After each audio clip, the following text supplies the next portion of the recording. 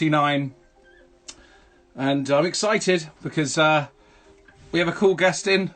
I'm going to announce them in a second, and I can see they're in. Oh god, it's professional. It's super professional already, and the numbers have already gone high. This is going to be great. So here goes. Studio 52 Live, day 49, and we are heading rapidly towards show 52, our final show, which is known as Mega Show.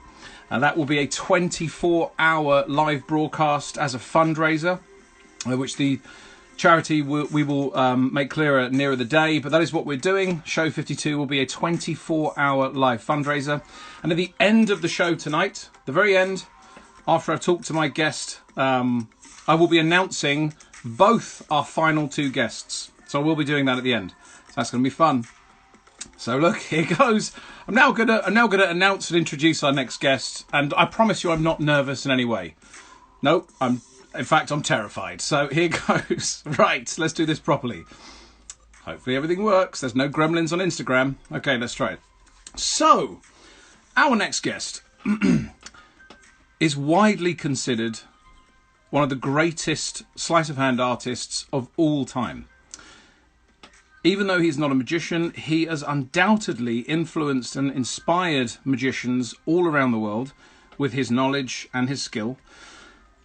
I am truly honoured to be able to have on here a personal hero of mine, all the way from Las Vegas. It is Mr. Steve Forte. Can't believe I'm saying those words. Here we go. Let's just do this, push buttons. Let's see what happens.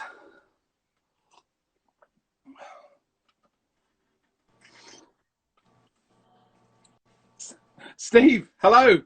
Good, Ben. How are you? Very good. How are you doing? Doing fine. Good, good, good. Well, this is a turn up for the books. I didn't expect this to happen. Nor did I. I'm so happy. I'm so happy. This is big. How are you doing? You know, we're doing fine. We're staying safe and still under quarantine, like you guys. Right, right. And I mean, I imagine too that it's for someone like yourself. At least, you know, you've always got other stuff that you're working on. There's projects you're writing. There's all kinds of stuff you're always doing. So I imagine that elements of this probably gave you time to focus on things that you wanted to, I assume. A little bit. I work quite a bit out of the home and stay busy. Mm-hmm. That's a great thing. I mean, Vegas has been hit quite hard. I mean, everywhere has, but you know, I was talking to a friend of mine who's a dealer today who said that, you know, he's been laid off, and I think that's happening across the board in Vegas. Yeah, Vegas is a ghost town right now. Yeah. They're talking about starting to take reservations in early June for the hotels, but I don't see it happening. I don't know. Not really sure what to expect. A lot of unanswered questions. Mm-hmm. And a lot of people struggling, of course. Right, right. Yeah. I mean, it's an interesting thing. I think. I mean, look, you being on here, look, I'm not going to make any bones about it. This is amazing to me, and you've always had this kind of myth-like, godlike status amongst magicians. I think ever since you released the Gambling Protection series, and I think, you know, way back in the day, and also it was your appearance on was it the Hidden Secrets of Magic, something like that, a long time ago. And like ever since then, you've had this mythical status amongst magicians. How do you feel about that?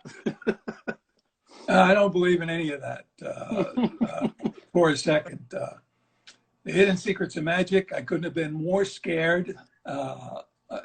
And they do amazing things in the editing room. That's what I can tell you about the Hidden Secrets of Magic.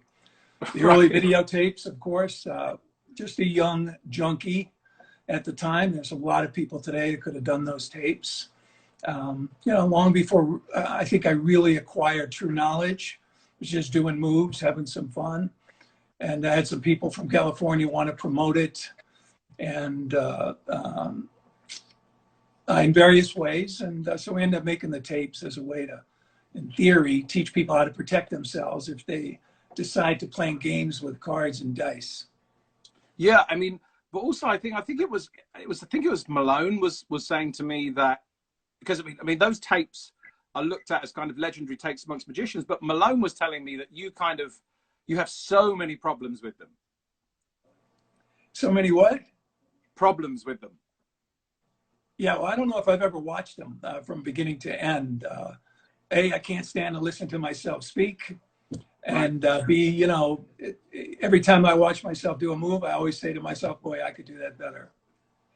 Right, right. But that's the thing, right? I mean, that's one of the interesting things about when you see it done on screen. Someone can take multiple takes, but I mean, one of the interesting things, like, I mean, a large part of your work has always been about having to do that stuff under fire is a different thing, because you might not have got in stroke with that move. You might not have done that move for hours and hours and hours, and then all of a sudden you have to hit that thing. That's a different mindset, right? Yeah, for sure. I mean, when you could take 10 takes and take the best one, you know, there's not much pressure. Right. And so here's an interesting thing. So a lot of people don't necessarily know, but you were a pro dealer, as well as like, were you the youngest casino manager in Vegas? From what I've been told, one of the youngest in Nevada's history at the age of 28. 28. Yeah, that's right. How did you land that? How did that happen? Well, it's a long story. There was a property downtown, Las Vegas, was basically run by the mob. It hadn't booked a winning month in many years. I think it was about 4.5 years. The gaming control state authorities got involved, and they decided to let one of the iconic families jump in and take control. And that family was the Gone family. And there was Jackie Sr., legendary a guy in our industry. And it was Jackie Jr., who I was very close with. And to make a long story short, they went in, they took over. Jackie needed a casino manager, Jackie Jr. He called me, he said, I want you to run this joint for me. And I couldn't have been more happier. I was in a little bit of taking some time off from my playing days, and was just starting in the consulting business. And I went down to see him, and the rest, as they say, is history. But I mean, it's quite a daunting thing to do at that age. Like, in some ways, but you know, I had dealt all the games. I worked on the floor. It sat box when I was breaking in on the dice tables. So it was pretty straightforward. Besides, we were very, very close. I'll tell you a funny story. I went to see him the first day as a casino manager. And most of the guys working in the joint, don't forget, had been working for Dalits. So a lot of them had mob contacts, you know, kind of wise guys, blah, blah, blah. And Jackie Jr. said to me, listen, this is very easy. There are only 2 rules. When you're right, you're right. When you're wrong, you're right. I'll be down at the spa if you need me. And that's exactly what happened to me. He basically let me get in there and do my thing. And, you know, I got to meet some people, bring some friends in, so I felt more comfortable and confident. And it was quite an experience. Unfortunately, it wasn't very long. I had worked 89 days. We actually had the property in the black, making money. I could tell you about the deal I had, but you wouldn't believe me. And the state gaming control came in and pulled my work card based on an earlier run-in with the law during my playing days. So I didn't get to work very long as a casino manager, but it was really a blast while I was there. So you're you're talking about your poker playing days, right? I'm talking about my 21 playing days. Oh, okay. And that was before doing, so did you do the poker after? No, I started playing poker when I first came to town, trying to grind out a little extra money with the tourist, always going in at 2 o'clock in the morning, yeah, you know, which is obviously a good time. And then I started stepping up in ranks after I met one of my real mentors in life, and that's a guy by the name of Big JB. Yes. JB had been a professional gambler his whole life, and he's the guy that taught me how to beat the 1 to 3 spread limits with tourist and certain structural advantages from where you sat, et cetera, et cetera. You know, I was grinding out another $60 a day. And then I stepped up to 5 and 10 and 10 and 20 and 15 and 30. And I'll never forget asking him, say, how am I going to compete with these guys who've been playing 7-card stud for 50 years? He said, they've been playing the game all wrong. You'll be fine. And he's the guy to kind of turn me out to play and win scientifically. And this is just before Hold'em was introduced and before it started to take off. So stud, I was a pretty decent player. I would say above average, and did quite a bit of home simulations. I had a buddy of mine we call Professor Mike, wrote some very sophisticated code. From what I understand, maybe the most sophisticated at that time. So I was running simulations all day and playing all night. So, you know, it was a lot of fun, and we made some money. Well, also what's really interesting in that, what you said there, is you said that JB was basically, you know, turning you out, but also allowing you to look at the game scientifically.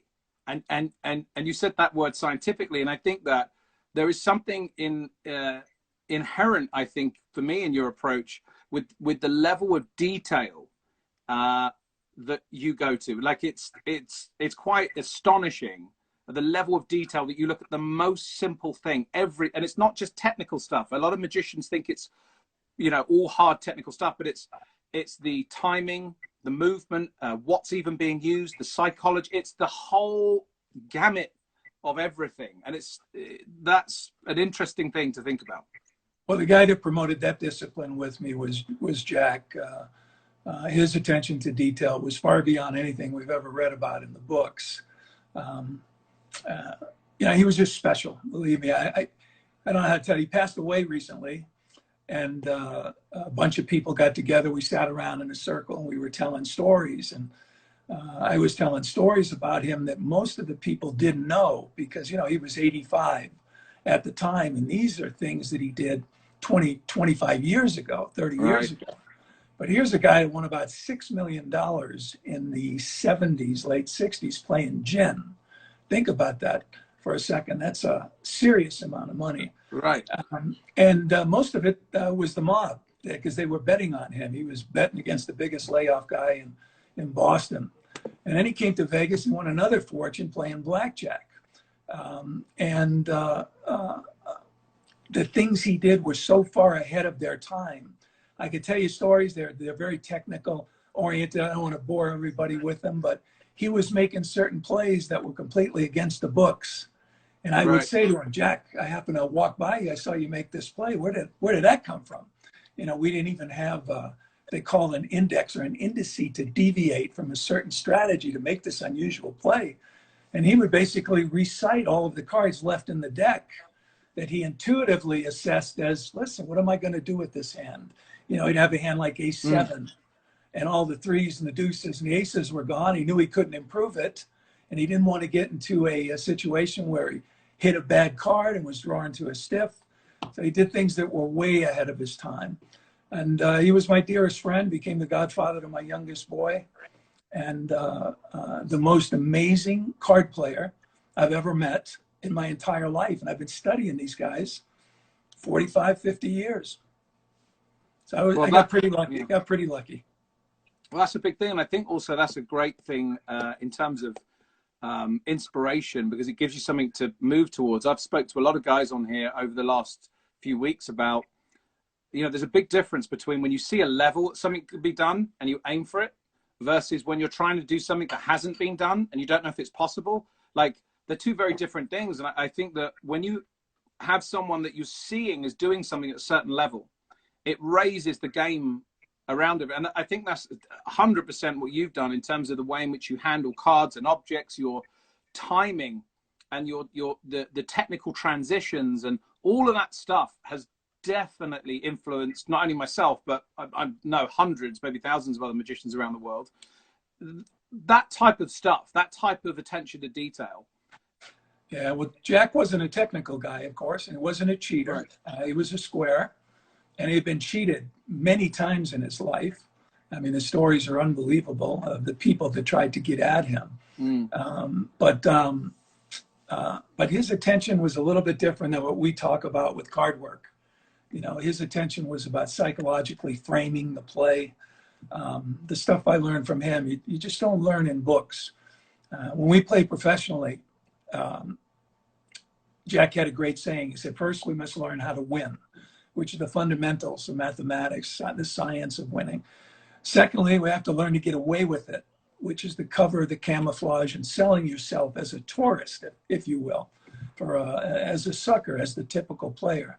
And third, and most importantly, you have to make the joints like it, which is another way of saying they can never perceive you as a threat, because the only way you're going to make serious money is to get into the long run.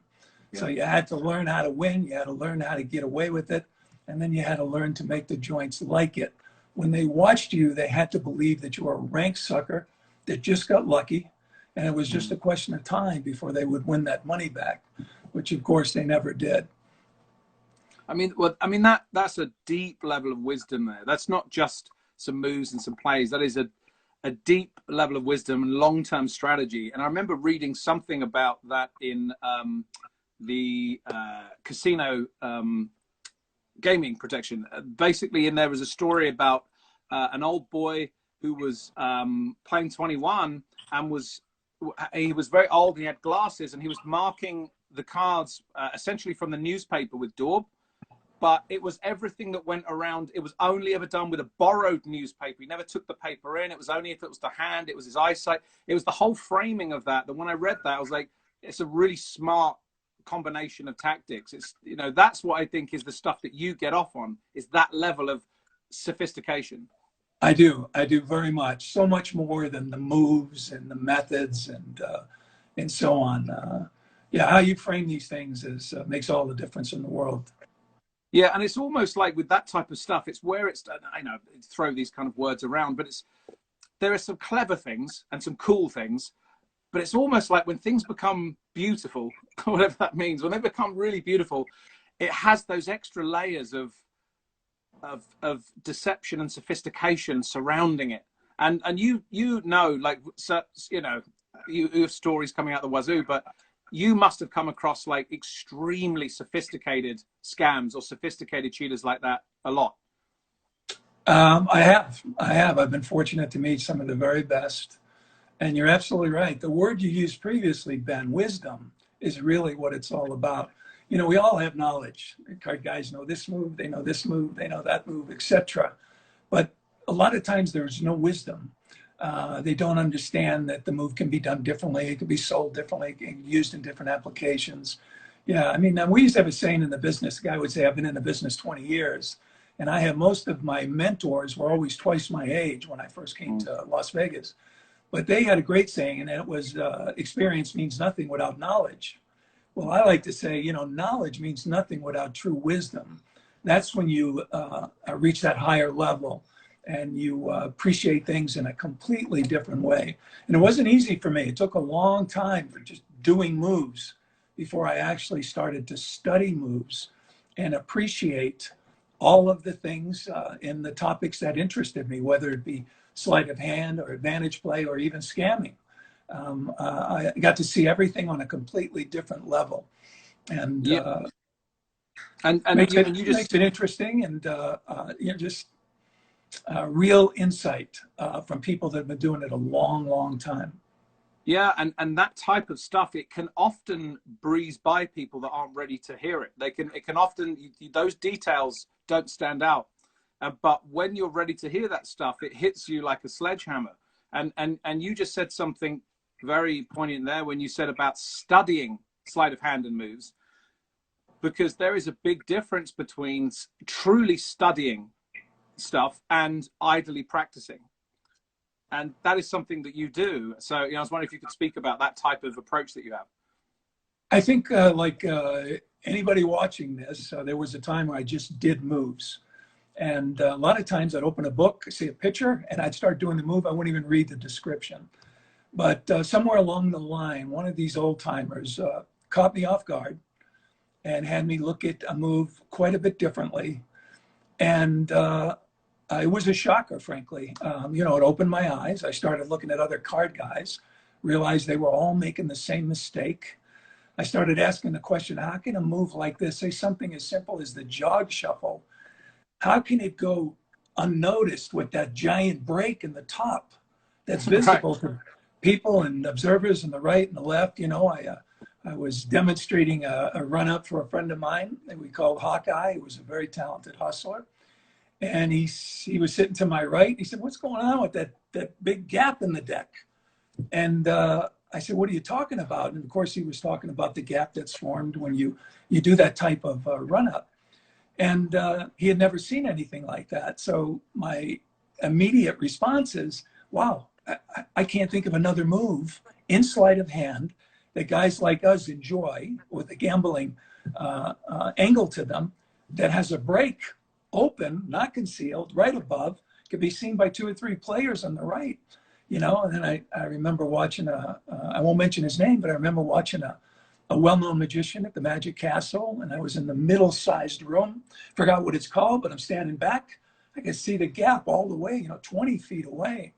And after that, I often wondered if are the spectators, are they actually seeing this and just being polite?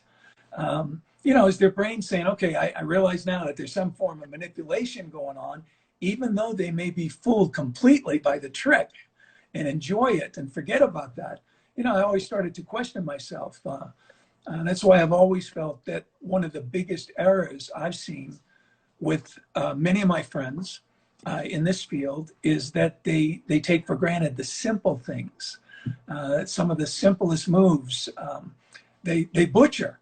And Well, I don't you know think, what? It's a great example of that is actually in your latest books, Gambling Sleight of Hand.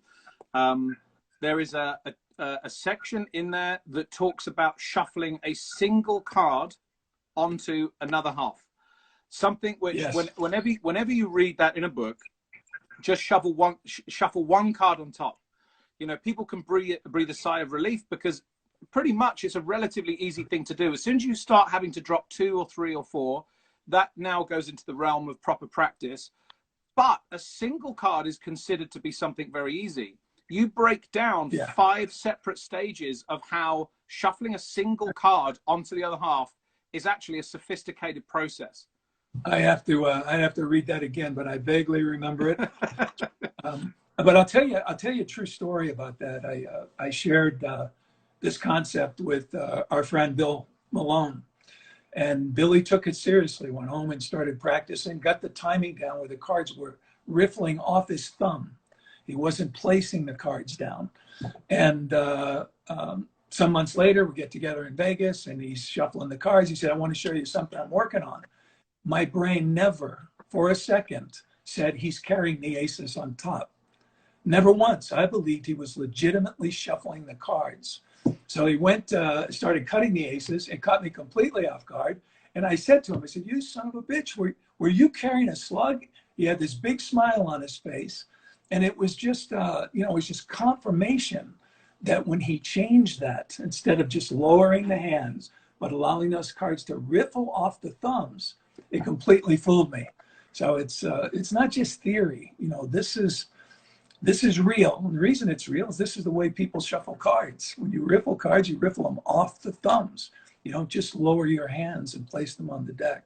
But yeah, that was an unusual example because that particular person is a very talented card man.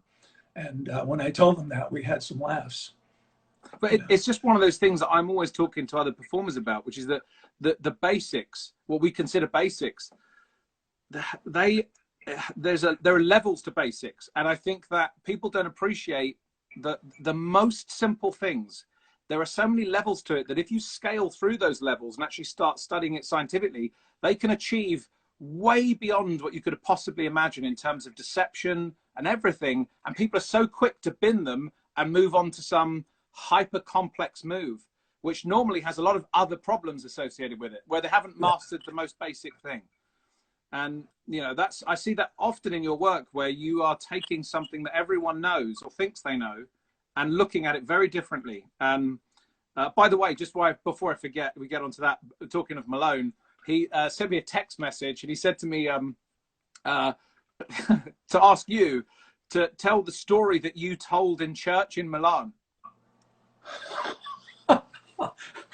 There's a lot of cursing in that story. Go ahead. I do every night. It's fine. Oh, man. I come from the East Coast where some guys can't spit out a sentence without using the F word 3 times. You know, and it's not always in an angry way. They might say, wow, that's a beautiful effing baby, but Yeah, beautiful effing blue yeah, eyes. yeah. You know, it's that kind of thing. But Well, you know I what? Look, was, to make it easier for you, Steve. If I say fuck, fuckity fuck, fuck, fuck. If I've said that first, you don't have to be the first person to swear. It's fine. Fuck, fuck, fuck, fuck, fuck. I've said it. It's done. No, you can swear. It's all right. It's done. I don't remember the church we were in, but it was one of the most beautiful churches in Italy. And something came up about my godfather, who looked like Dean Martin. He was a character. You know, every time I would see him, I'd say, Uncle Louis, how are you today? And he said, I'm doing good, Papa. Your health is fifth. And I heard that my whole life, but I never knew what it meant. And later when I got older, I said, all right, enough is enough. What does that mean, your health is fifth? And he said, well, drinking, gambling, smoking, and women are more important than your health. You know, he was that kind of a guy. But he, I don't know if this is appropriate, but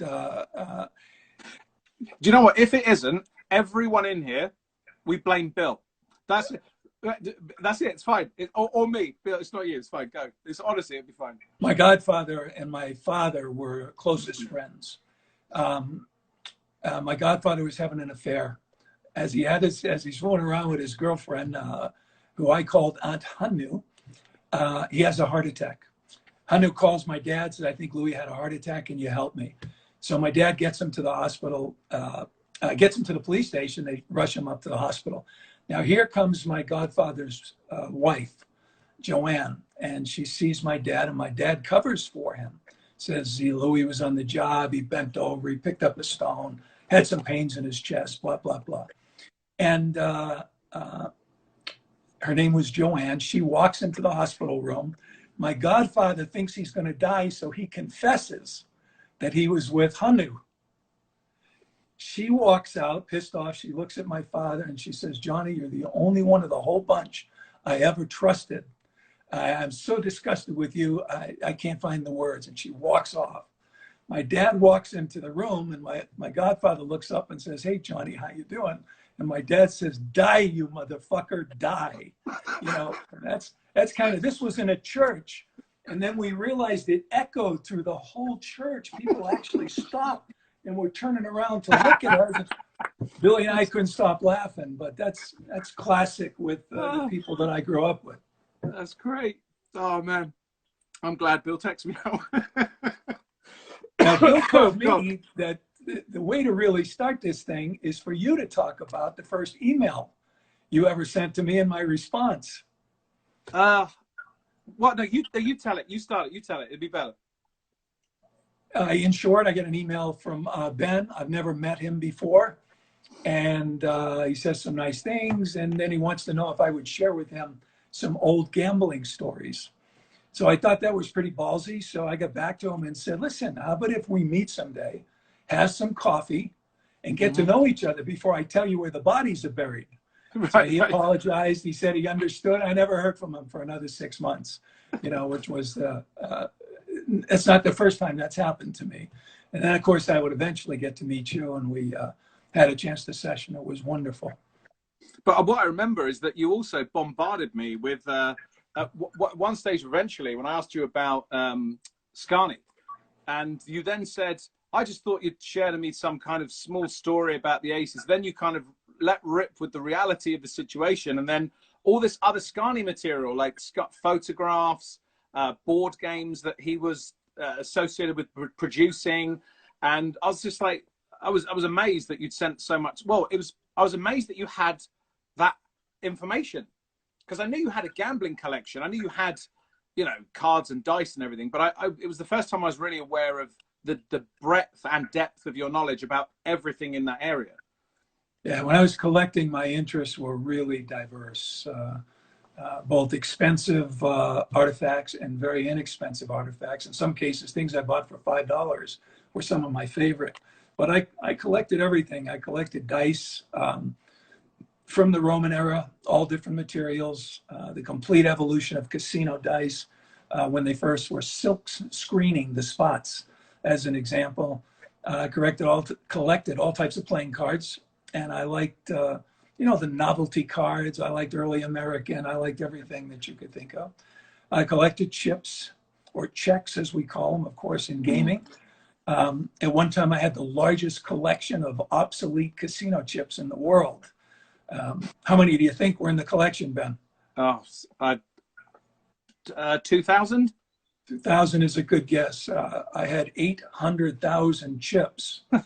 So not a good guess. It's not a good guess, no, but I collected all types of cheating paraphernalia, of course, stuff from their carnivals, electronics, and then I thoroughly enjoyed antiquarian books.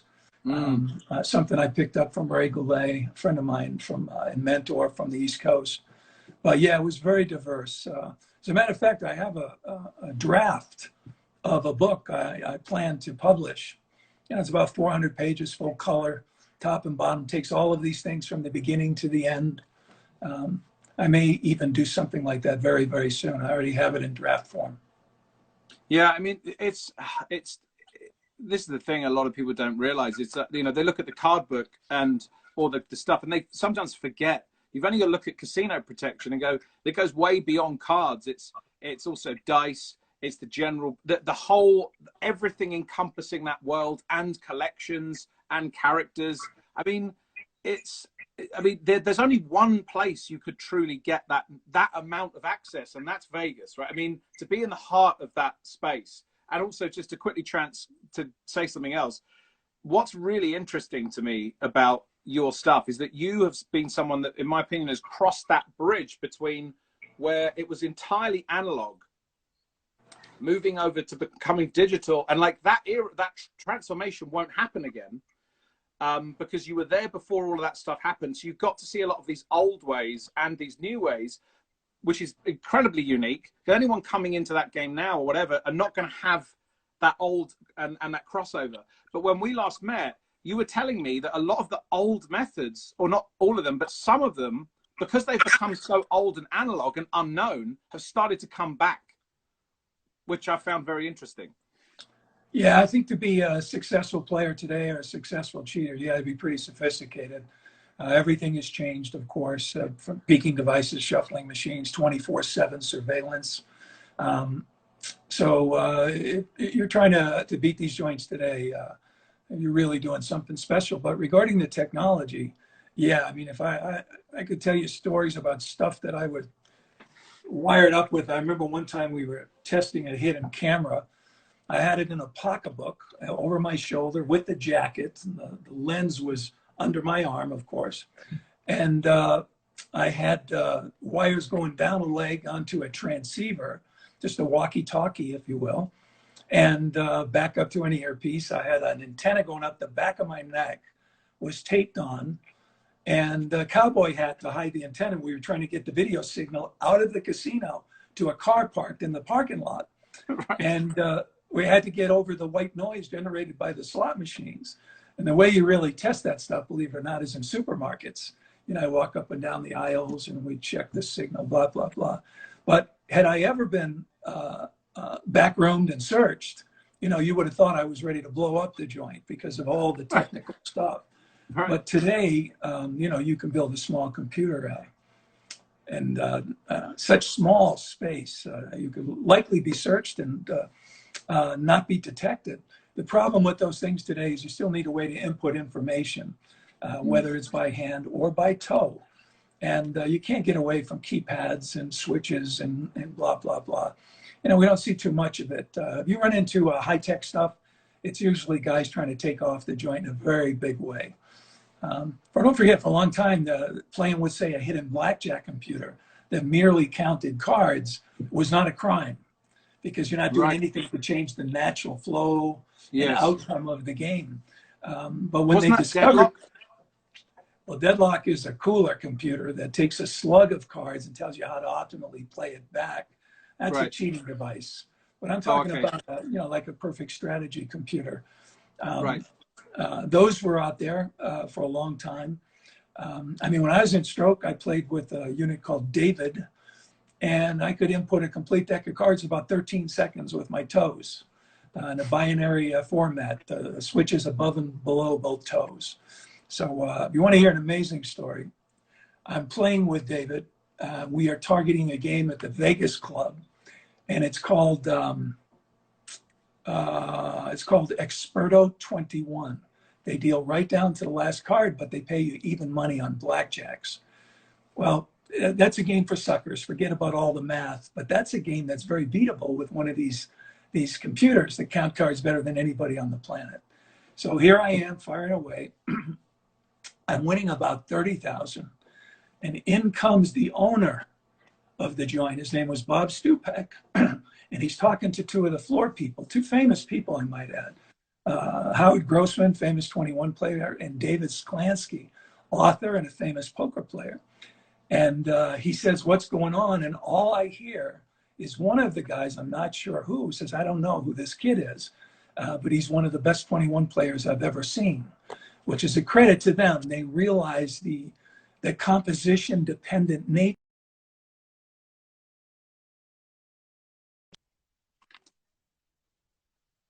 All the 3s and 4s were gone, the computer would probably have me split the 2 10s against the 7, because now it's acting just like a baby, like a small card.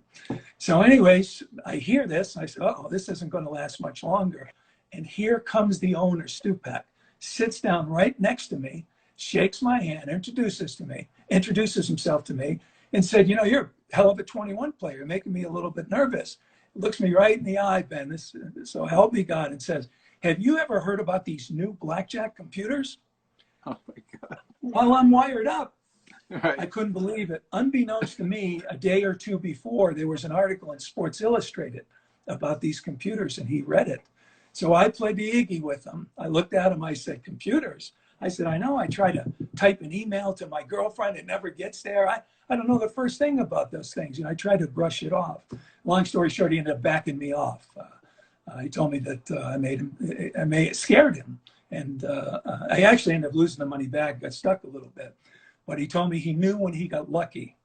And, you know, for people that don't know Stupak, he was a cheater himself.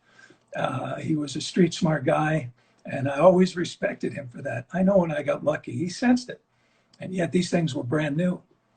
It's great. And also what's interesting in that as well, when you look at computers or devices or all that stuff, it's all this stuff. It's not as easy as just having a strategy and then doing it. There's having a strategy and then knowing how to use that strategy, because there are all these psychological to and fro's that come from having information and then knowing how to use information, which is another strategy on top of the device. I mean, you know, it's a highly complicated business, which is why when you said about, you know, one of the first things is learning how to win, you know, with talking to JB, that idea of having that knowledge of the game to that level first, where you know that the way to win, the way to smash that stuff first, means that that's how you get that advantage, by knowing how to use it. But that's how people get busted, right? They have a strategy, they have something that gives them an edge, and then that's actually what topples them.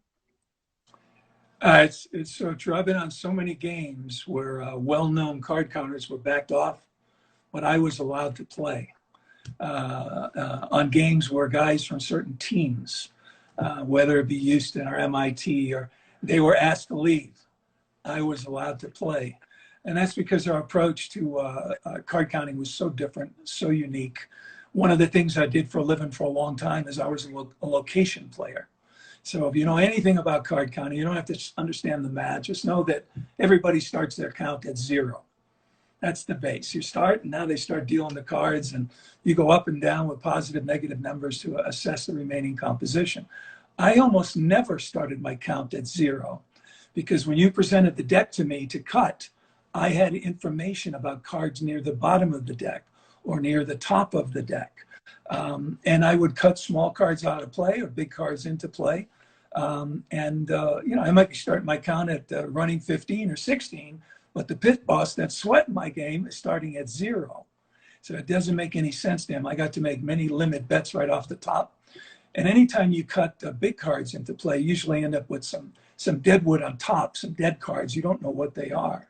So when they come out and they happen to be a couple of high cards, a couple of aces, nobody expects you to increase your bet. They expect you to decrease your bet. But in my case, now you're into the slug that I estimated and predicted its position. So I'm not paying attention to any traditional count. I just know the cards that I watched are coming up. So I'm going to, shoot, as we used to say, shoot the pickle and fire away. And I'm going to throw you a major curveball trying to figure out what I'm doing.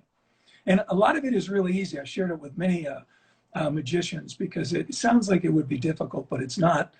In single deck, you play one hand against the deal and a bunch of small cards come out. So 8 or 9 cards go into the discard rack. That's all I remember.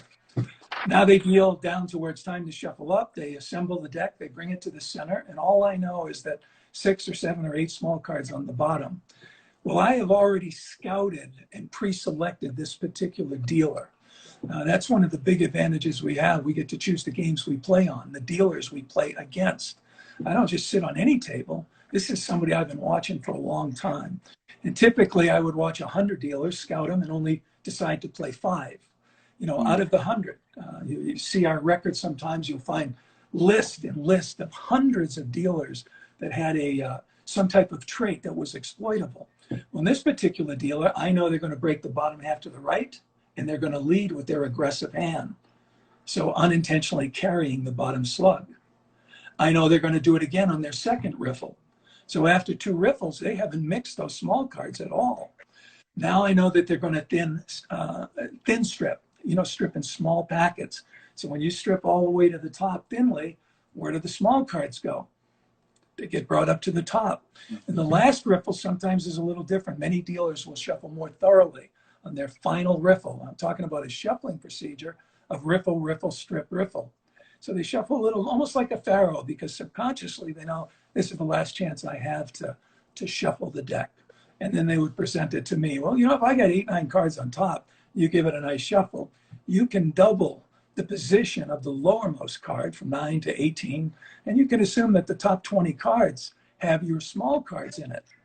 So if I cut 20 cards to the bottom, they're not going to deal into those cards anyways. They only deal you a few cards past half a deck before they shuffle up. So I'm starting with 8, 9 small cards as if you lay them out on the table and put them into the discard rack. So it's really common sense. It's basic observation. Any card guy that loves these kind of moves could do it, but you have to know what to do with the math. You have to know how to assess these different advantages, what they're worth. You know, it's a little bit more complicated than I'm presenting to you, but it's something I did all the time. It's really not that difficult. But also echoes back, in my opinion, to what you said earlier on when it comes down to wisdom, which is that a lot of people listening to that might try and think about the strategy and the cards and the shuffle procedure, you know, that whole process. But for me, the wisest part of that you said was about spending the time to locate the right dealer on the right table where you're going. Like that's the part of that strategy which will get overlooked, yet is debatably the most crucial part. And I remember reading Loaded Dice, which is, you know, had John Soares, which I know he put himself much more, put himself way more central to that crew than he was. But I remember it was the first time I actually came across the story of them, how they selected the right dealers, because why take a guy that looks like he takes pride in his work, you know, who's probably trying to do a really good, diligent job? You're going to want to try and find the person who's collecting a check, you know? And it's like, that's interesting stuff to me. That's the stuff where it starts becoming very sophisticated. Well, that's only part of it, Ben, because a lot of times you want experienced dealers, believe it or not. If you pick on an inexperienced dealer, a break-in, as soon as the money hits the layout, they're going to get flustered and they're going to change the way they do things. Yeah. But somebody with experience who's seen it all isn't going to budge.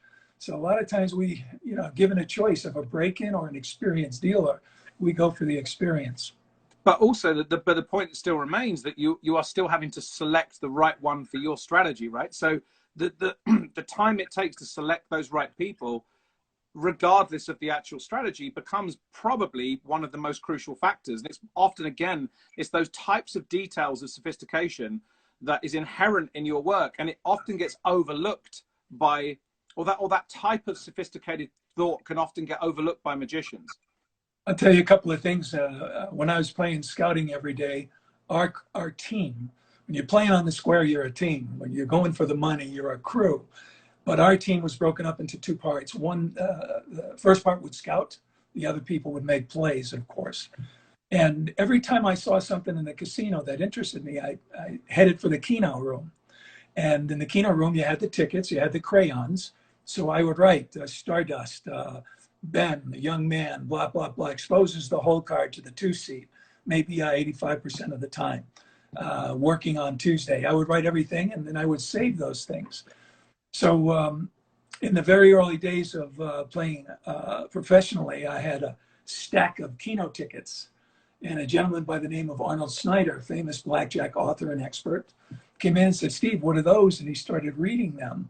And that's what resulted in Read the Dealer, because I had all these thoughts on when I knew the dealer's hole card through one means or another, I could then go ahead and study the way they acted to the money, given that they knew the hole card. Because in those days, when I had tens and aces, they would look underneath to see what they had. So they knew what they had in the hole, and that's how Read the Dealer became a book. And one other example, I got into visual prediction on the roulette wheel, which is mentally counting and assessing fall-off points for the ball and so on and so on, because the ball always exits the track at exactly the same speed when gravity takes over. But anyways, to fully assess the situation, I scouted every roulette wheel in the state of Nevada. It took me about 8 days. Wendover, Jackpot, Tahoe, Reno, every single wheel before we put together various strategies. Also, what's interesting about that is, just to come back to Read the Dealer, I know that there was a lot of, and this I think shows like obviously how like humble you are with a lot of that stuff. There's a lot of myths or a lot of stuff said about how like the Read the Dealer thing changed the procedure in Vegas. But I remember I mentioned that to you a long time ago, and you actually, you could quite easily allow that myth to spread more, but you took it down a peg to me and said, well, you know, I think it might have contributed some things, but there were other processes which came about. But I think a lot of people might not know like what they mean by how that process changed. Yeah, it had nothing to do with my book. Right. Reading the body language of dealers is very difficult. And even when you apply it carefully, the edge is very, very small. What changed the rule with the hole card teams, these are dealers that unintentionally exposed their hole card in one way or another. As they dealt it, as they peaked it, you know, there were loaders, there were first bases, there were submarine dealers, there were index dealers, which were my favorite. I had about 30 of them that I treasured. It's like, you know, collecting gold. I played them, gave them 3 or 4 weeks off before I'd ever go back again. But these were dealers that as they pitched around the table, the top card would come off a little bit. I could catch a little piece of the index before they lowered their hands and dealt their whole card. Now, the reason that this is really valuable is most people don't think of the dealers flashing to the front. They think of them flashing to the side as they take their whole card. But to make a long story short, I had 300 dealers on a master list that exposed their whole card in one way, shape, or manner. And I had BPs or big players from all over the country. Some of them were really built in. I mean, built in high rollers that everyone knew. Come to town with 600,000-700,000 in cash, get off the plane, pick up the phone and call me, say, what do you got? I said, I got a great play at Bally's right now. I'll let Jaff read for you, look for him, he'll call you in, and good luck. You know, that's how it went, steering people to these plays.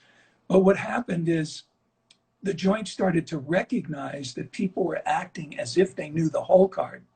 So they would see a player, he would have 14 against the 10 and stand. Normally you would hit.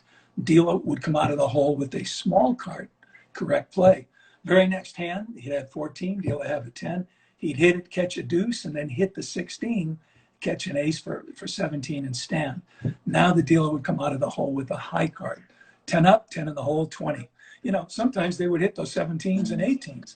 So it looked for sure that the player must have the whole card in some way. But they trusted the dealer. They kept inspecting the cards. They put a brand new deck in and the same thing happened. And honestly, it finally reached a point where they said, Uncle, I give up. I don't know what's going on. I don't believe this dealer is tipping her whole card to these guys. I don't know what's going on, but I'm not going to do this anymore because they were losing money. Eventually the first joint, I forgot exactly, the 2 joints that got really killed was the Riviera and Caesars, but not because they're any weaker. It's because they offered a rule known as surrender, where you give up half your bet. So if you're against a 20, for example, you know, you don't have to worry about hitting it 3 or 4 times. You just give up half your bet. And Caesars went to no peak. Riviera, no peak. Barbary Coast, no peak. Everybody followed suit. Today we have peaking devices. And it had nothing to do with cheaters. It had to do with advantage players called hole card players that were so organized and so well funded that they started to beat these joints day in and day out until they stopped a traditional procedure that was famous in Las Vegas since the 1930s. We were always known for the peak game.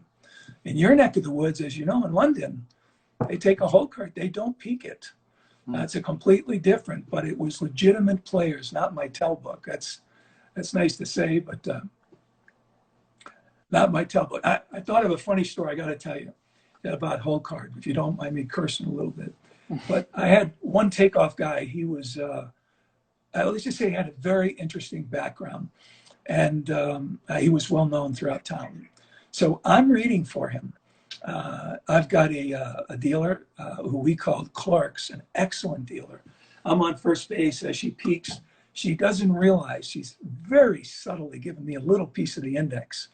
And when I was young, I mean, I'm half blind now, but when I was young, I could see like an eagle. I could read like an eagle, and I could tell you some stories you wouldn't believe me. So here comes my friend, the takeoff guy. And he starts firing 3,000 a hand in 3 spots, an enormous wager for the late 70s and early 80s. That's really a big bet. Well, the bosses come to me. They immediately want to close the game down and get me. I'm a small player betting $20 a hand or whatever I was betting. Get me off the game so this kid can have his own table. He says, no, don't change the cards, the luck. Let the kid play until he goes busted. Well, obviously, we're partners. All right, so we come across in a monster deck. I don't believe there's another baby in the deck. Dealer's got a 10 up peaks. I see a 6 in the hole. Obviously, the best situation we can be in. My buddy doubles down on 2 spots and splits another one. We end up with 7 bets of 3,000, 21,000, which is the biggest bet I've ever made in 21. Not that that was my money, but my group had 25% of the win for this particular thing. Anyways, you know what happens. The dealer hits the 16 with the 5. And my friend, who is very loud, could be very, very arrogant, he sees it. He knows. I signal to him, the deck is like this. So get as much money in action as you can. So here's what he says. Now we got a crowd of players around us, 3 bosses sweating the game because he's the biggest player in the joint. He says, you motherfuckers. The bosses take a step forward. They say, Mr. S. Now they actually call him something else. Well, I don't want to say his name, but so listen, they say, Mr. S, calm down. So my friend, louder, you rotten motherfuckers. Now the whole casino can hear him. It's like a church. Now they're coming close. They say, come on. Darrell's first thing, come on, buddy, keep it under wraps like this. And then at the top of his lungs, Ben, you dirty, rotten motherfuckers, I'm going up to my suite. I'm going to order me a feast, and I'm going to piss on it, you rotten motherfuckers. The whole casino heard it. Some people were laughing. Some people didn't know how to respond. I was laughing so hard that the tears fell from my eye. My checks were sticking together. And here's the kicker to the story. He was so pissed off when they hit the 16 with the 5. He took a stack, $500 checks, high denomination checks, and he whacked it on the table, and the bottom check broke. Broke into 100 different parts. I mean, that's just a funny hole card story. But anyways, it came to mind, and I just wanted to share it with you. True story.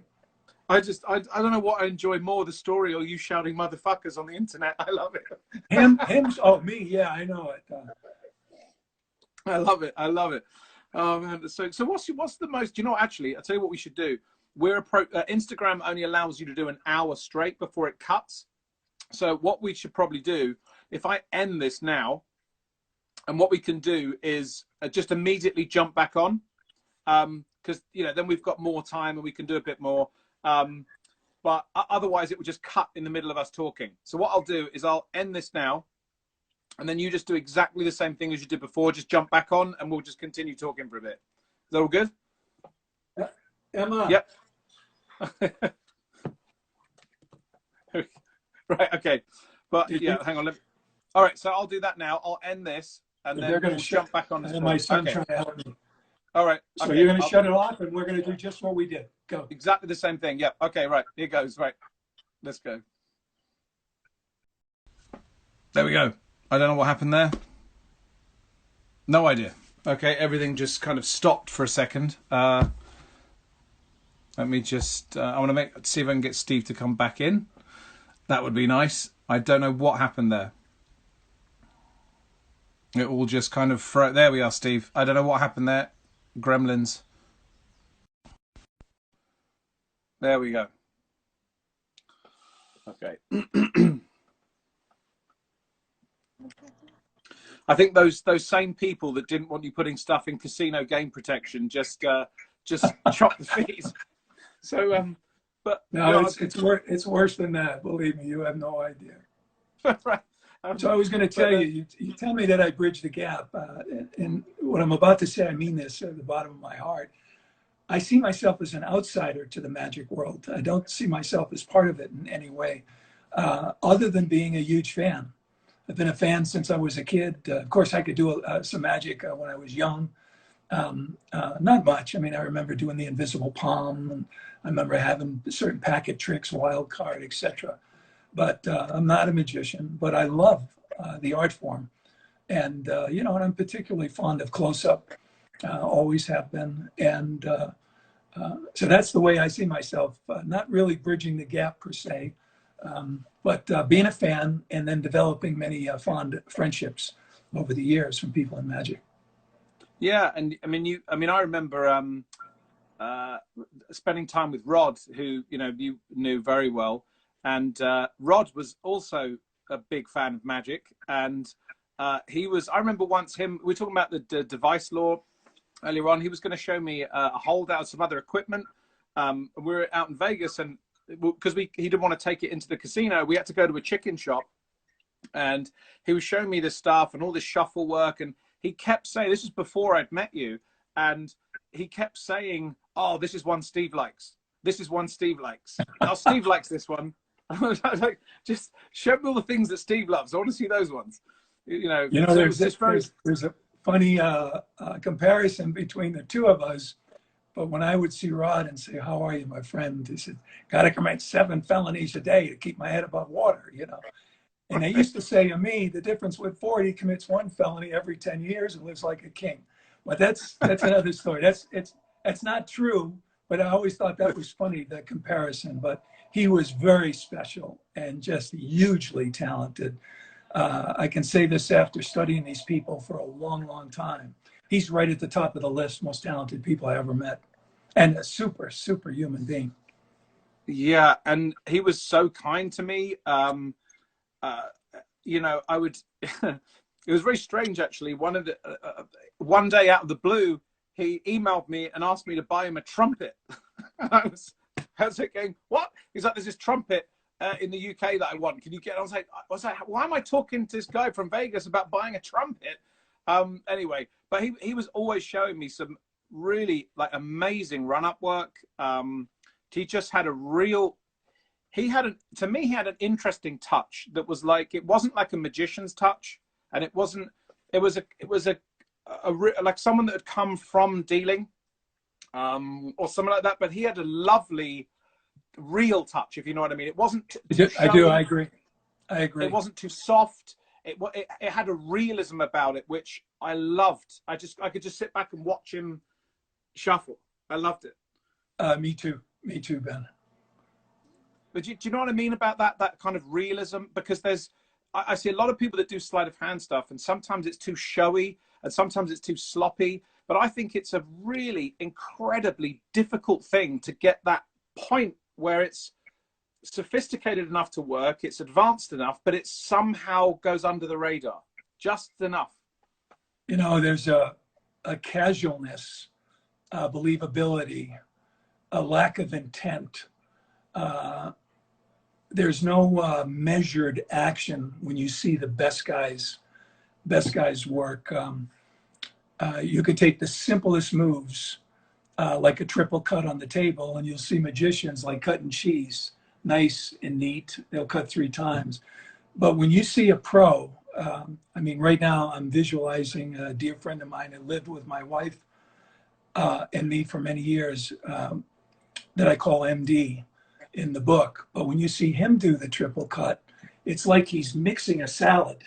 You know, it's like boom, boom, boom. The cards are coming like this, boom, boom. And he'll talk to you at the same time. And it looks so much different than a guy that learns the move and then tries to do what he perceives to be a move. When Mike did the move, you never got any of that. It was just 2 completely different looks. I don't know, Ben, if I can do this. Let me just see. Hey, hook me up here with this thing. I'm just going to just see. I would help if I could, Steve, but unfortunately I can't reach. Let me go up a little bit, and then let me go down a little bit. Well, I know you can see a little of the table. I'm really not set up to do any moves here. But this may be the way a magician might do the move. It's just very 3 nice cuts. But with Mike, it was like slapping. It was like this. It was just a whole different action. I'm going to try and completely different than something like this. A dead. I mean, I see guys will throw the last packet, but when you see those guys, it was like kind of like, yeah, this isn't going to work. That's great. It's just a different rhythm. It's a different way they approach moves, and they do it with all their moves. Well, you were once, there was a thing I saw you do once, which was like, it was something like, you'll probably recognize this, but it's this. Yeah, that's a very interesting move. I hope that it gets noticed in the book. That's the cut that I did in the Hidden Secrets of Magic. Yeah. And it's one of the few moves that use this special method that I call don't let go. Yes. You're holding on to that packet with your right hand. Yeah. With your right middle fingers. You talk about that for actually as a slug control as well. A lot of people do this slug control where they push on that brief. Yes. But you talk about this, which I don't see used, which is this. And it goes back this side by not letting go. And it's that it all slides off. And this, to me, I don't see it used, but I think it's slightly better because there's no lift. It just comes off. But I never see it used. Yeah, well, what you're doing is a positioning strip, of course. You're controlling your slug to the middle of the deck. Yeah. And then carrying the slug with a riffle. That's not what you typically see in Magic, of course. But when you hold on to that packet with your middle finger and your thumb with the left hand, you can end with that strip and then immediately pull those out and throw them on top. So it looks like a slap on top with the right, slap on top with the left. But you really can't miss. You can't miss. I'm going to try this one last time. But just to show you, this. That was so good. Well, I'm doing it slow, but you can't miss because you never let go. Yeah. You can do this. As a matter of fact, you can come to here and do a base cut and then end here, and then you get a full deck control. Yeah. So it doesn't have to be just for slugs. But I do a lot of things using this principle, but it's all based on exactly the same thing. I'm here. I haven't let go of this. I've got it in a clamp. And you can even, looks like you square it. You can come to here. But one more time, just slow. Something like that. But the idea of don't let go is really fascinating. It came from dealers that had the larceny to steal, but didn't know any sleight of hand. So most of them. That's interesting. That's a really interesting. The fact that it came from there is very interesting, right? Well, they basically said, I'm ready, but I've never manipulated a card a day in my life. Yeah. So hustlers would turn them out like this. First of all, most of them carried the bottom slugs unintentionally. Remember, we called them lops. I told you that's what I looked for when I played location. Yeah. So all they needed was a false strip. So all they were taught was to strip about half the deck, place the other half on top, but don't let go. Immediately split it to the right and lead with that hand again. That's how the whole thing started. Now you had dealers who never manipulated a card a day in their life, and in 2 days practice were fooling overhead cameras, and slug scams for agents. But I always liked that principle. I've never seen it in Magic, but it can be done in other ways. It can be done with strip outs and so on, where you never release the grip on a certain part of the deck. It really feels, once you just forget about everything and you're never going to let go, it's an automatic move. It's one of the reasons I used it on Hidden Secrets of Magic.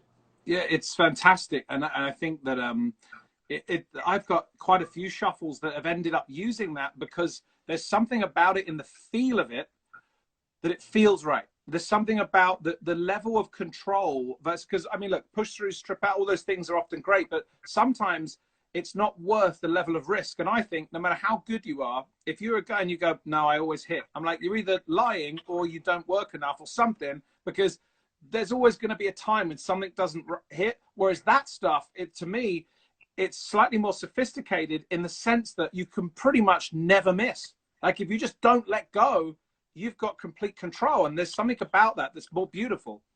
Yeah, you can also, if you're stripping a slug on bottom, you come about halfway, put it on top, don't let go.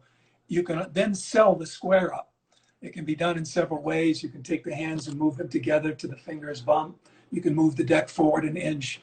There's ways to take heat off the fact that you just ended at a certain spot, and now you're going to split the deck at the same spot. The best false shuffles don't do that. Your best false shuffling sequence always end at a certain point, and they start somewhere different. That's the best way to do it. Here, I just thought of one thing that I'll see if this works. And pardon me, I have no idea what the kids set up for me here. It's great. I used to like to do a thing like this where you would cut, and then you carry the cut and square up. Well, of course, I got a giant break. But I think it looks obvious. I think when you go like this, it looks just like card guys expect it to look. You're dragging it back and holding a break. So a much better way to do it is to cut in place. In other words, here's the top of the deck right there. Now you take this, you square up, and you're ready to go. It looks more believable, but I still have my break. The second part is as soon as I square up, this is what I call the start principle. As soon as I stop, I take a packet from the bottom from a different point and I strip it. As soon as this packet hits the table, I go down to my break and I hit a 3-pile cut. And each time, each part of that sequence is actually stopping and starting at a different point. But you know what? This is what I found so fascinating when I very first started looking at your work from a technical point of view, is that you have such an understanding of the transitions between the moments and the phases of moves. And does this kind of that way of thinking bleed? Because you have like a general theory about gambling sleight of hand, right? I do. A lot of it has to do with rhythm. A lot of it has to do with go ahead, see if you can put it up now all the way. A lot of it has to do with doing things on a certain beat. It's too high. Too high, huh? Hold on, Ben, 1 sec. That's right. I think that when the critical moment in a sequence comes on a certain beat, muscle memory is a lot easier. I've done many moves and I never write until I found that beat to do things on. Yeah. I can't see what you're seeing, but no, I can just see. I can see you like you can see me. Oh, there we go. That's better. I can see down a bit now. Just giving an example of a move I always loved. This is a magic move, so maybe it'll make more sense. We can't quite see the table yet. But everything's starting and stopping. There was a Larry Jennings steal that I always liked, and I learned to do it, and I said, wow, this is kind of a cool move. Where the cards come into the middle. Hang on, wait. Oh, that's it. And they're brought here. Okay, yeah. But I never really developed a way to hide that move until I had this down. Just right about there. And I should be back at the table. But the idea was to take them and steal the cards as the deck taps the table for the first time.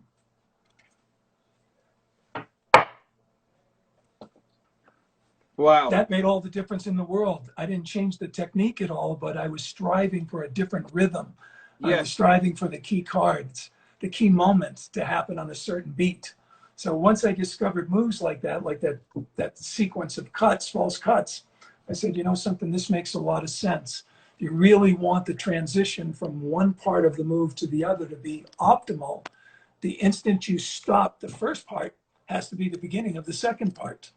And that's true of so many moves. You put That's, it I mean, down that's last one time. of, yeah, that's one of the things I see constantly in your work. It's I that don't know if I can flow. do this, but I haven't shuffled in many years. But this is an example of a move that people have been asking me about. I have to push Wow. this in. But this is the gambler's cut, the gambler's cop, if you will, where I'm stealing these cards on the same beat that I'm taking the deck from my hand. So the best way to do this is with 5 or 6 throws. Now this is going to be a short one. And as soon as this comes down, this comes into the same position. And now you've got a beat. I've got something for the move to work on. Wow. Well, that's, but again, it's I those, don't know if that makes any sense. oh, no, 100% it does. I mean, that, All right, let's this put is, that back up so I can see Ben. yeah, no, But this is, yeah, anyways, you asked about timing, and oh, I'm a big proponent of that, and looking at a sequence of actions and trying to determine what can I do here to make sure that the stop start is perfect, to make sure the square up is the first beat of the next action. You know, nothing stays around too long, and it's really not that difficult. It's just well, I it's mean, just a way of looking at things. yes, it's an attitude, it's a perspective, but then you also have to Hey, train to Emma, understand it. Emma, I You can't hear, hear you, Ben. can anyone else Did hear we me? shut the volume off? Let's, you hear me now? I can hear you now. Oh, there we go. It's good. Yeah, so I think that that's the point. It's an attitude, it's perspective. It's also a lot of muscle memory and training and technique. But you would definitely, when when did I first see your stuff on Gambling Protection Series? I must have been 14, 50, something like that. And I remember being struck by I didn't know what it was. I didn't have a sophisticated understanding at that age, but I knew that I thought it was speed when I was young. When I was young, I just thought it was speed. It was far. That's all it was. It was doing it faster. Over the years, I realized that it was not the speed. It's the old saying that you hear in I think it's the US SEALs, you know, where they say that slow is smooth and smooth is fast.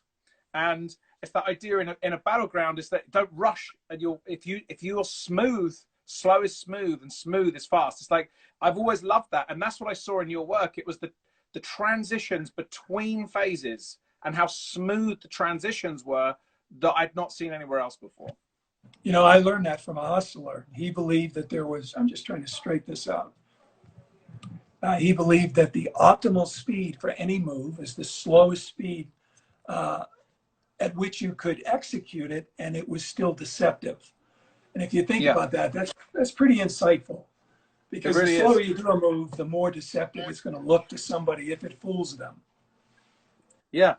Yeah. And the more likely it's not going to have that rushing. I mean, also, I think I'm always guilty of it, as I'm sure you probably feel the same about something where you think I'm doing it too fast, because there's a natural tendency to always try and go too fast.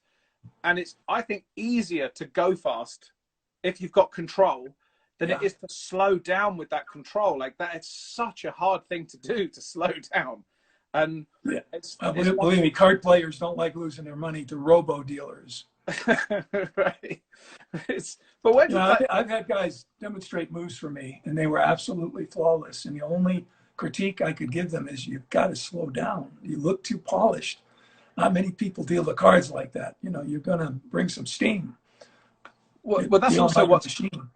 That's also one of the things I think when some people have looked at your work and said, well, you know, it's all dealerish. I always felt saying, yeah, but that's when it's in that context. When it's in that context, you will move 100% like a dealer. But then when you're in a casual context, your moves become casual. It's like you're always thinking about the most deceptive strategy, not the strategy that's the most flashy. It's what's the most deceptive in that context. Yeah. most of the approach is really just good common sense. It always starts with a true action that's relative to the card table, something that you'll actually see in the hands of card players, whether it's the way they handle the deck or deal or shuffle. It's always starts there. And then, of course, you begin to emulate that move and fake the move. And you just got to get it as close as possible as you can.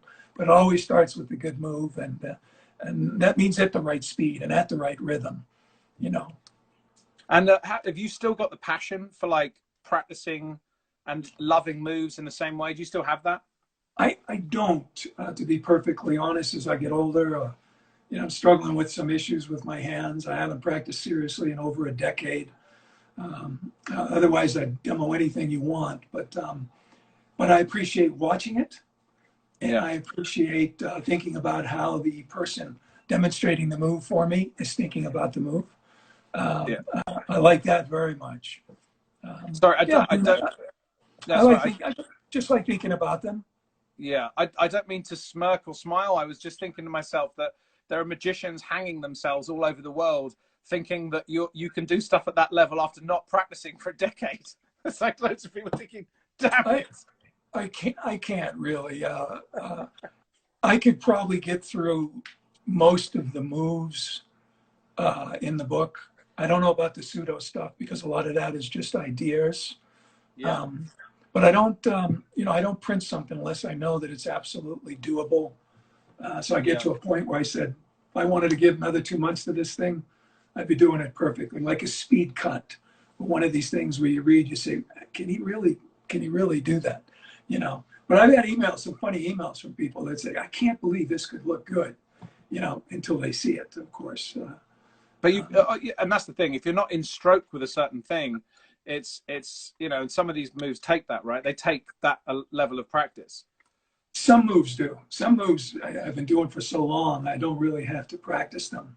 I mean, I'll show you one of really the first moves that I really jumped all over for magicians, which was dead cutting an ace. And I got a million ways to do it, but I'll just show you this one method. This will be for the ace of spades.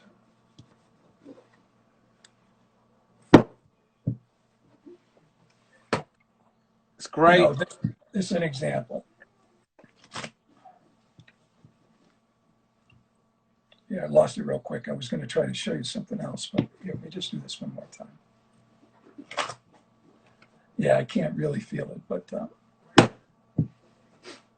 well, you know what? You know, that is fantastic, and it also gives me a nice linking because I don't want to keep you all day, and you know, I know you've got stuff to do and bits and pieces, but there's a couple of things I want to we'll try and like move towards. You've just talked about two things, like you don't you know, there's nothing that you don't put in print that you don't understand, and doing that leads me on to being able to talk about. Now I know that you don't want to talk about this, so this isn't like a pitch. This is me deciding to. But these puppies have become somewhat of a worldwide sensation amongst magicians, and in there is what you've just done there, in that way of dead cutting in that fashion. You talk about the square up at the fingertips, that bang and that dead cut. And leaning forward and bending the front end of the deck, Ben, is not my idea. That comes from magic. And that was shown to me by Roger Claus. Showed it to me, a way of saying you're squaring while I'm still holding the thumb break, and then slapping it down and dead cutting. You know, that's the first move in my mind, really caught the attention of magicians. They said, wow, they love that as a method for dead cutting. And then, of course, I lost my mind and came up with 100 of them. I want to talk about two things in that really very quickly, and then what we'll do is we'll go on to some questions from people. But really in that, I mean, these things are full of a huge amount of detail, information, and I suppose I was going to get you to talk about these books for a little bit, about what they are to maybe some people that don't know or don't understand. I mean, these things are absolutely jam-packed full of, you know, incredible sleight of hand, information, technical detail, research, over 40 years of you know, your interest and passion in the subject. But also there's something in there in practice, and I think that a lot of magicians will want to know, how do you actually practice and start developing these types of skills? Well, I write a little bit about it in the book. I reached a point in my practice sessions where I was completely unorganized. I was doing too many things and wasn't sure if I was really improving. So I came up with lists. And I had lists for shifts and hops. I had lists for this, lists for that. Most difficult were always in the bottom of the list. So I'd look and I'd see the first move and I'd do it a couple of times and muscle memory felt good. I'd leave it alone. I go to the next one. But when I got to the end, you know, I had to do that thing 5 or 6 times perfectly before I would move on.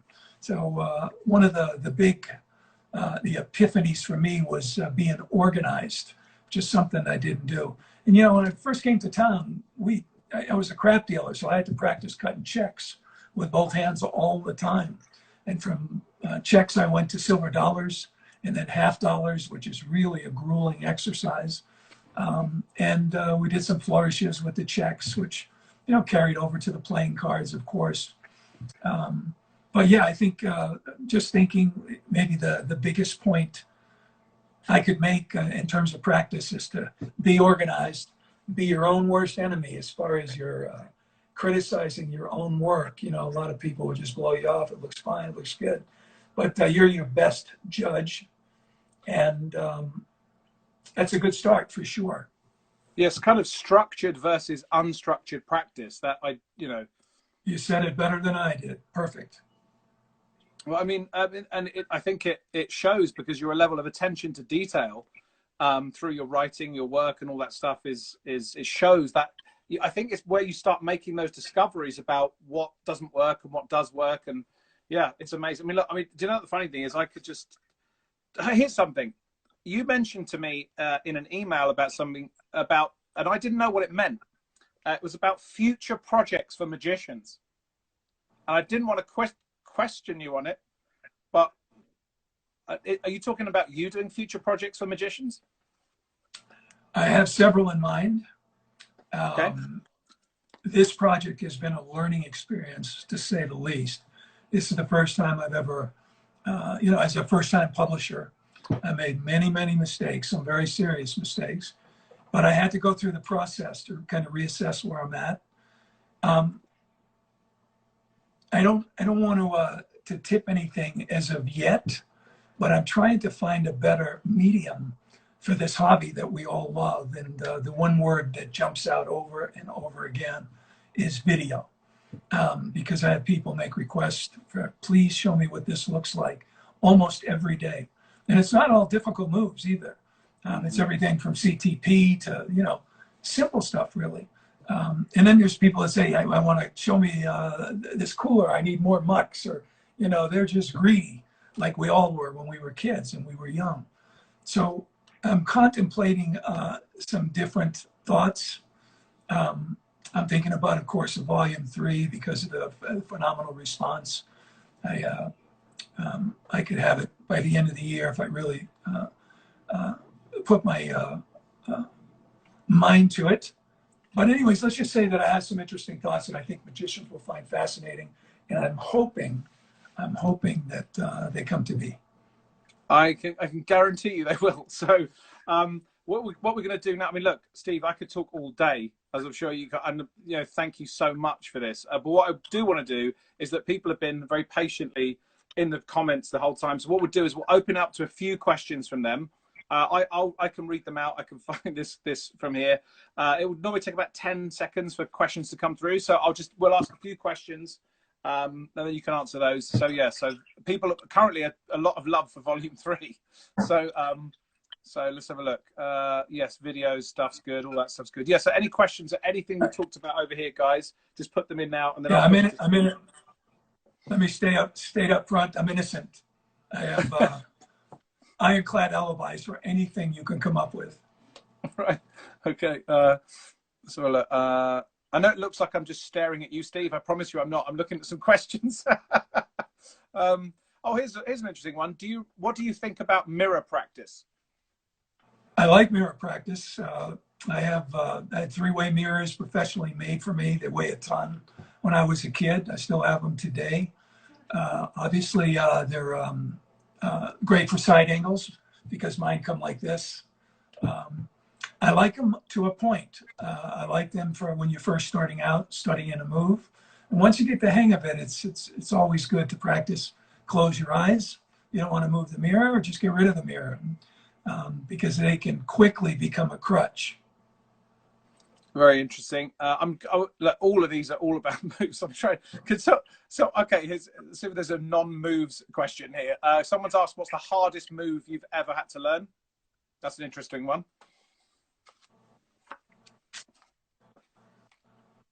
Well, they're all just so easy.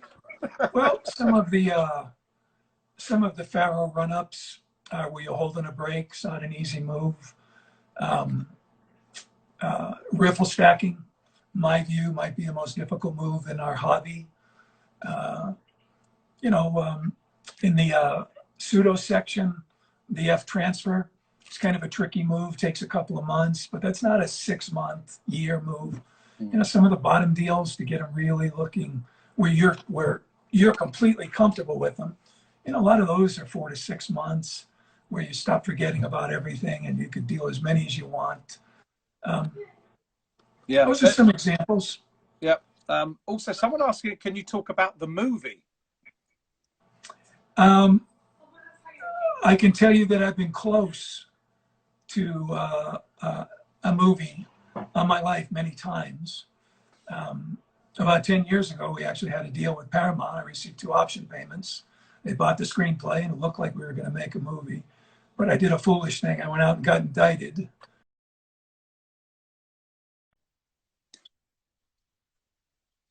Working on the screenplay, and I like where they're going with it. We'll see what happens. They're very difficult. Someone told me the only time you know you're truly going to make a movie is when you hear the director say action.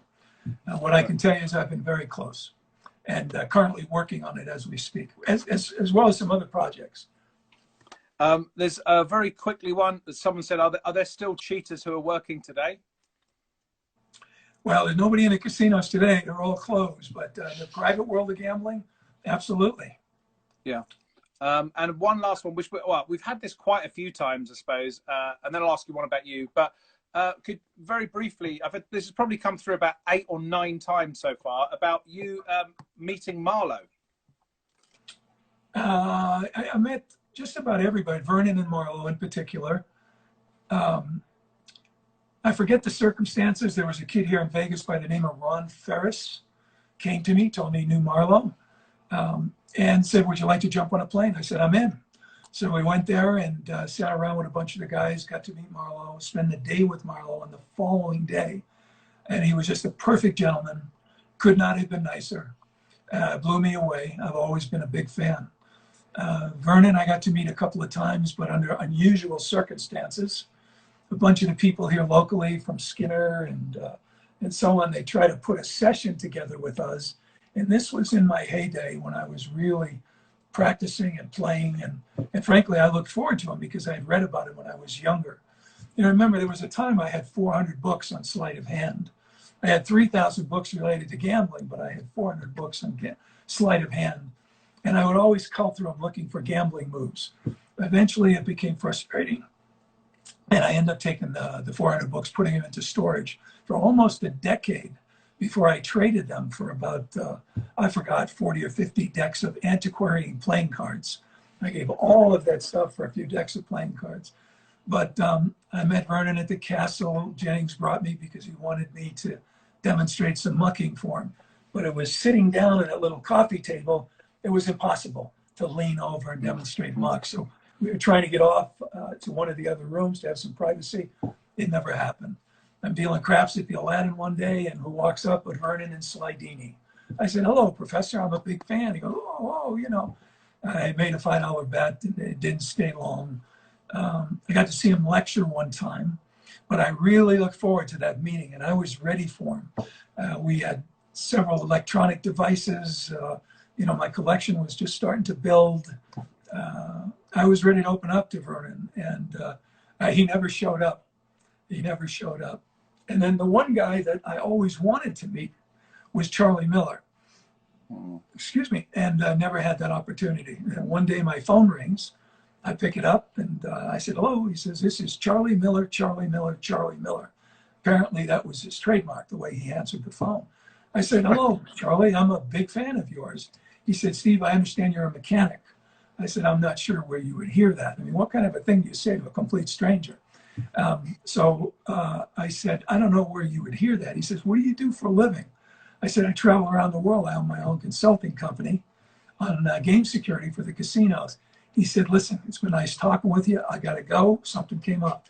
Click. He hung up. That's the only time I ever talked to Charlie Miller. Maybe 20 seconds on the phone. But that's a true story. That's exactly how it happened. I got to go. Why? Why do you think he hung up? It obviously spooked him. In some way, shape, or manner, I'm assuming, which is doesn't make any sense because I know some stuff about Charlie, who tried to get into the same kind of business, but he was a guy I always wanted to meet. I didn't meet. I missed Scarney by one day. I always wanted to meet Walter Scott, but I'd already moved to Vegas. That was difficult. I did get to meet Frank Thompson. My friend Ray Goulet, Boston brought me to Philadelphia to meet him, but I was too young to appreciate everything. Although I get the impression from your books that you had a lot of respect for Frank Thompson, because there are some subtleties and ideas that are throughout your work that come from Frank that you've credited to Frank. So it seems like you appreciate his stuff. I did have great respect for him. He was nice to me. It was just before he passed away. So I can't think of any other icons, Ben, that jump out at me except for modern icons. Bill Malone. I mean, he's a bit of an amateur, bit of a joker. He's all right, isn't he, Bill? He's okay.